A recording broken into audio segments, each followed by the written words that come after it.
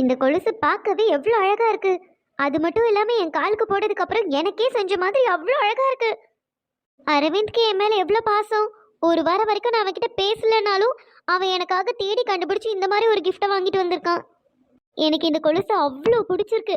எனக்காக முதலா வேலைக்கு போய் அதில் வந்த சம்பளத்தில் எனக்காக எனக்கு மட்டுமே இந்த மாதிரி ஒரு கிஃப்ட் பண்ணியிருக்கான்.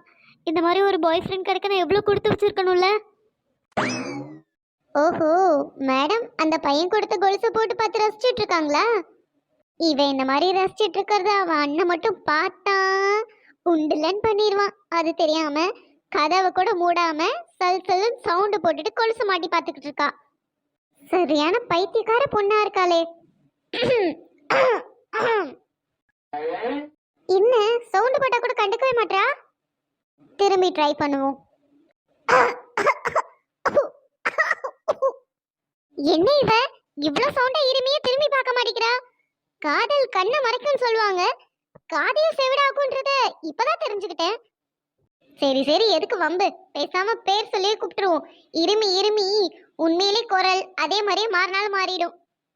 அம்பிகா அம்பிகா அம்பிகா, வாங்க முத்து. ஐயோ அண்ணாவா, இங்க இங்க இங்க. அப்ப இவ்வளோ நேரம் நான் உன் பேரை சொல்லி கூப்பிட்டது தெரியல.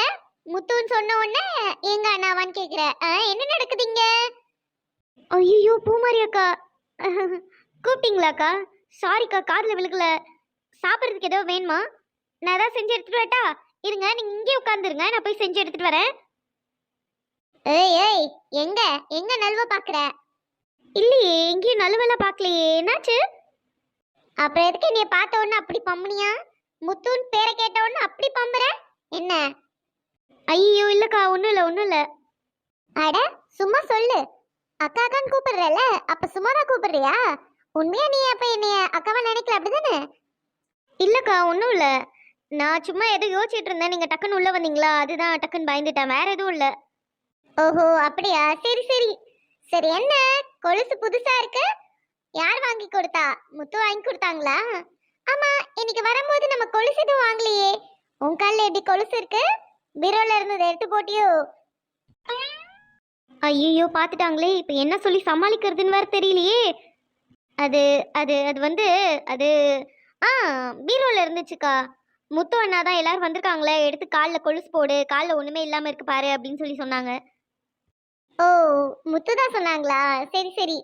ஆனா நான் என்ன நினைச்சேன்னா, இன்னைக்கு நம்ம மார்க்கெட் போயிருந்தோம்ல, அப்ப ஒரு பையனை பார்த்தேன். அவன் கையில ஒரு பிங்க் கலர் பாக்ஸ் இருந்துச்சு. அந்த பாக்ஸ்குள்ள இதே கொலுசு தான் இருந்துச்சு. உன்ன மாதிரி ஏதோ ஒரு பொண்ணுகிட்ட அந்த பையன் கிஃப்ட் கொடுத்தத பார்த்தேன். நான் நினைச்சேன் அது நீதானு, ஆனா நீ இல்ல போல. ஆனா இது பாரு, சம கோயின்சிடென்ட்ல அவன் கையில இருந்த கொலுசும் நீ போட்டிருக்க கொலுசும் ஒரே மாதிரி இருக்கு. பையனா? எந்த பையன்? என்ன கொலுசு? என்ன கிஃப்ட்? என்ன பிங்க் கலர் பாக்ஸ்? இல்ல எனக்கு எதுவும் தெரியாதே. எனக்கு என்னென்னமோ சொல்றீங்க. நீங்க சொல்ற எதுவுமே எனக்கு ஒண்ணுமே புரியலையே. இல்ல என்ன சொல்ல வரீங்க தெரியல எனக்கு என்னவுமே. ஏய் நடிப்புக்காரி, நடிக்காத. இன்னைக்கு மார்க்கெட் வரும்போது ஒரு பையன் தானே உங்ககிட்ட இந்த கொலுசை கொடுத்தான். ஐயோ பையனா? அக்கா இல்லக்கா, எனக்குலாம் எந்த பையனே தெரியாது. இது என்னோட கொலுசு தான், பீரோல இருந்துச்சு. அண்ணன் சொன்ன அந்த எடுத்து போட்டேன். நீங்க என்ன ஏதோ பையன்லாம் சொல்லிக்கிட்டு இருக்கீங்க? நான் எந்த பையன்கிட்ட பேசவே மாட்டேன் தெரியுமா? என் அண்ணன் ரொம்ப ஸ்ட்ரிக்ட். யார்கிட்ட பேசினாலும் என்னை கொன்றுவான். என்ன கொல்ல மாட்டான், அந்த பையனையும் சேர்த்து கொன்றுவான். அதனால எந்த பையன்கிட்ட பேசலாம் மாட்டேக்கா. நீங்க என்ன என்னென்னமோ உளறிட்டு இருக்கீங்க. நீங்க வேற யாரையோ பார்த்துட்டு ஏதோ பேசிட்டு இருக்கீங்கன்னு நினைக்கிறேன். ஓஹோ அப்படியா? அப்ப நான் பார்த்த அந்த பையன் யாரும் உனக்கு தெரியாது? தெரியாது. நீங்க யாரையோ பார்த்துருக்கீங்க, எனக்கு எப்படி தெரியும்? இல்ல இல்ல, எனக்குலாம் யாரையுமே தெரியாது. அப்ப அந்த பையன் அந்த பொண்ணுகிட்ட கொடுத்த கொலுசு நீ போட்டிருக்க கொலுசு கிடையாது. நீங்க என்னதான் மாத்தி மாத்தி கேட்டாலும் அதுதான்க்கா உண்மை. இது என்னோடது. ஓ ஓகே, அப்ப சரி. அப்ப இந்த கொலுசு யார் வாங்கி கொடுத்தா? வேற யாரு? எனக்கு யார் வாங்கி கொடுப்பா? எனக்கு என்ன அம்மா இருக்காங்களா இல்ல அப்பா இருக்காங்களா? முத்து அண்ணா தான் வாங்கி கொடுத்தான். ஒரு சந்தையில நான் இந்த கொலுசை பார்த்தேன், எனக்கு ரொம்ப பிடிச்சிருந்துச்சு. அண்ணன்ட்ட கேட்டேன். அவன் தான் உடனே கஷ்டப்பட்டு நிறைய வேலை எல்லாம் பார்த்து ஒரு மாசம் எல்லாம் சம்பளத்தை சேர்த்து வச்சு எனக்காக வாங்கி கொடுத்தான். ஓ அப்படியா? அட பாரு, முத்துக்கு மேல எவ்வளவு பாசம்னு. இந்த மாதிரிலாம் எனக்கு ஒரு அண்ணன் இருக்கணும்னு நான் ரொம்ப நாளா ஃபீல் பண்ணிட்டே இருந்தேன். ஆனா உனக்கு முத்து மாதிரி ஒரு அண்ணன் கிடைச்சிருக்காங்களே. நான் கண்டிப்பா முத்துவை இதுக்காக பாராட்டியே ஆகணும். இரு, நான் முத்து கிட்ட கூப்பிடுறேன். கொலுசு ரொம்ப அழகாவே இருக்கு. முத்து உனக்கு வாங்கி கொடுத்தாங்கன்னா கண்டிப்பா இதுக்காக முத்துவை பாராட்டியே ஆகணும். முத்து அக்கா அக்கா அக்கா அக்கா அக்கா அக்கா தயவு செய்து அண்ணனை கூப்பிடாதீங்கக்கா ப்ளீஸ்க்கா. இது அண்ணன் வாங்கி கொடுத்த கொலுசு இல்லக்கா. நீங்க சொன்னீங்களா அந்த பையன் அந்த பொண்ணு நான் தான்க்கா, அதே கொலுசு தான்க்கா இது. தயவு செய்து அண்ணனை கூப்பிடாதீங்கக்கா. அண்ணாக்கு மட்டும் இந்த விஷயம் தெரிஞ்சதுன்னா எனக்கு உன்னே போட்டுருவாங்கக்கா. ப்ளீஸ்க்கா அமைதியா இருங்கக்கா. அப்படி வா வலிக்கு. எனக்கு தெரியாதா? காலையிலே நான் உன்னை பார்த்தேன். அந்த பையன் உண்மையிலே உனக்கு ஏத்த ஜோடி தான். ரொம்ப அழகா இருந்தான். எவ்வளவு பொறுப்பா இருக்கா. நீ கேட்ட அப்படின்னு சொல்லி கொலுசெல்லாம் உனக்காக வாங்கிட்டு வந்து கொடுத்துருக்கான். உங்க 2 பேரோட ஜோடி பொறுத்த ரொம்ப அழகாவே இருந்துச்சு. இத உன் வாயா கேட்கணுன்றதுக்காக தான் நான் இப்படிலாம் பேசிட்டு இருந்தேன். நான் உன் அண்ணன்ட்டெல்லாம் சொல்ல மாட்டேன். பயப்படாத பயப்படாத. நானும் சஞ்சயும் லவ் மேரேஜ் தான். உன்னை போய் மாட்டி விடுவேனா? உங்களை சேர்த்து வைக்க தான் பார்ப்பேன். உன் லவ் ஸ்டோரி சொல்ல கேட்போமே, இன்ட்ரெஸ்டா இருக்கும். உண்மையா அவனை பத்தி நீங்க அண்ணன் கிட்ட எதுவும் சொல்ல மாட்டீங்க தானே? இல்ல அம்பிகா, உன் அண்ணன் கிட்ட நான் எதுவும் சொல்ல மாட்டேன். நான் முடிஞ்ச அளவுக்கு ஹெல்ப் பண்ணதான் பாப்பேன். நீ சொல்லி கேட்போம். அவனோட பேரு அரவிந்த். இவ்வளோ நேரம் அழுதுட்டு இருந்த பேரு சொன்ன உடனே மூஞ்சி பிரைட் ஆயிடுச்சு.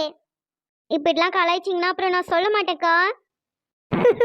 சரி ஓகே ஓகே சொல்லு சொல்லு.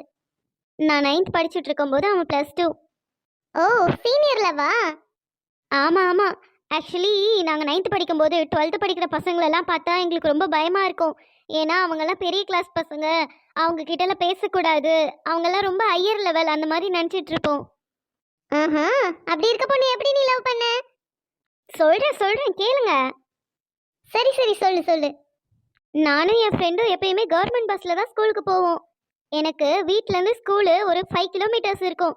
அதனால எப்பயுமே ஒரு பஸ்ஸில் தான் ட்ராவல் பண்ணி போவோம். அன்னைக்கும் அதே மாதிரி காலையில் ஸ்கூலுக்கு கிளம்பி போனேன். சரி, அப்பதான் ஃபர்ஸ்ட் டைம் நான் அரவிந்தை பார்த்தேன். அவங்களும் எங்கள் ஸ்கூல் தான் அப்படின்னு அப்பதான் எனக்கு தெரியும். ஓஹோ, கண்டதும் காதலா? இல்லை இல்லை அப்படிலாம் இல்லை, கண்டதும் காதல்லாம் இல்லை. ஆக்சுவலி எனக்கு அரவிந்தை ஸ்டார்டிங்கில் பிடிக்கவே பிடிக்காது. அவர் ரொம்ப ரவுடிசம் பண்ணுவார் தெரியுமா. எல்லார்கிட்டையும் ரொம்ப திமிரா பேசுவார். பொண்ணுங்களை ஏற எடுத்து கூட பார்க்க மாட்டாரு. ரொம்ப அப்படியே கெத்துன்னு நினைப்பா அவரோட மனசில். அப்படிதான் சுற்றிட்டு இருப்பாரு. அந்த சீனியர்னா ஒரு திமிர் இருக்கும்ல, அந்த மாதிரி. அப்படியா? ஆனா அந்த பையனை பார்த்தா அப்படிலாம் ஒன்றும் தெரியலையே. நல்ல பையன் மாதிரி, சாஃப்டான பையன் மாதிரி தானே இருக்கு. அது இப்பக்கா, அப்பெல்லாம் அப்படி கிடையாது. ரொம்ப ரவுடிசம் தான். ஓஹோ சரி, அப்புறம் என்னாச்சு?